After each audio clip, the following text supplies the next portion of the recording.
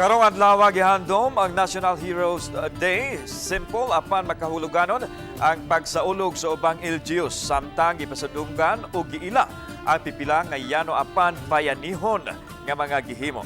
Ano ang report? Gihandom sa Dakbayan Sugbo ang pagbuhi sa kinabuhi o pag-ula sa dugo sa mga bayani nga nakigbisog aron mapanalipdan ang katungod ug ang kagawasan sa mga Filipino. Usa ka floral offering ang gihimo sa mga opisyal sa Dakbayan, pinanguluhan ni Cebu City Mayor Mike Crama.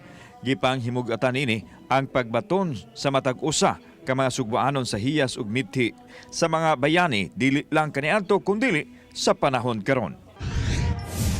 Sa Lapu-Lapu City, yano ug mabulukon ang pagsaulog sa National Heroes Day karong adlaw. Sa yuganihang buntag, gipahigayon ang flag raising ceremonies sa Liberty Shrine sa Mactan, diin mahimutang ang dakong monumento sa labing unang bayani sa nasod, si Dato Lapu-Lapu. Ang hamubo apan solemning pagsaulog sa National Heroes Day gitambungan sa mga opisyal sa Dakbayan ug sa mga kawani sa City Hall. Sa Mandaue City, simple ra ang nahimong selebrasyon sa National Heroes Day. Gihimo ang programa sa City Hall kaganiha nga gitambungan sa mga opisyales. Atul sa kalihukan, giila o gipasidunggan ang mga bayani nga dakog natampo sa pagkabot sa kagawasan. Apan subay niini, giilasab ang mga ordinaryong tao, mga opisyales ug mga government workers nga daghan og nahimo alang sa isig kataw. Giawhag ang katawhan paghimo sa mga yano apan bayanihong buhat sa matag adlaw. Ang Coastal Cleanup Drive gipahigayon sa mga ahensya sa gobyerno sa lungsod sa Milanilla sa yuganihang buntag.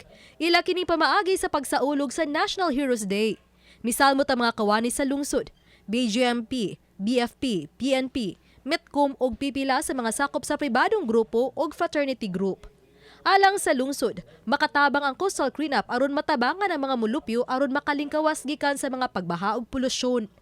Padayon usab sa naandang trabaho ang mga traffic enforcer sa Talisay City ug sa lungsod sa Milanilla. Gisip usab sila nga mga modern day heroes ug ang usab nga pasidunggan ning adlaw.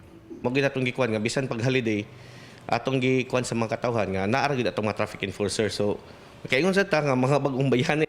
Ako si Alan Domingo. Ako si Luan Merondina.